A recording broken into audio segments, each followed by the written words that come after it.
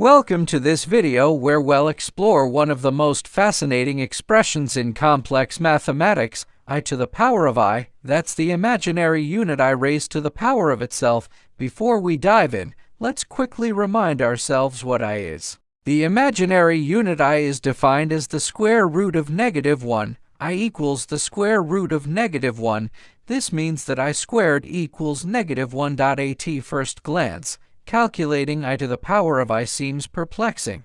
How do we raise an imaginary number to an imaginary power? Let's work through this step by step. The key to understanding I to the power of I lies in Euler's formula, one of the most beautiful equations in mathematics. E to the power of I times theta equals cosine of theta plus I times sine of theta. When we want to calculate I to the power of I, we can rewrite I in exponential form using Euler's formula. Since cosine of pi over 2 equals 0 and sine of pi over 2 equals 1, e to the power of I times pi over 2 equals 0 plus I times 1 equals I. Now, we can express I to the power of I as I to the power of I equals e to the power of I times pi over 2 to the power of I equals e to the power of I times pi over 2 times I equals e to the power of -pi over 2. This gives us a real number, e to the power of -pi over 2, which is approximately 0.079.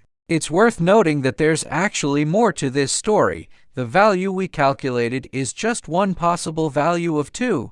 This is because I can be written in multiple ways using Euler's formula. More generally, since cosine of 2n times pi plus pi over 2 equals 0 and sine of 2n times pi plus pi over 2 equals 1 for any integer n, we get e to the power of I times 2n times pi plus pi over 2 equals 0 plus I times 1 equals I. This means 2 has infinitely many values. 2 equals e to the power of -2n times pi plus pi over 2. The value we calculated earlier, approximately 0.079, corresponds to n equals 0. This multi-valued nature is a fundamental characteristic of complex exponentiation and illustrates why we must be careful when working with complex powers.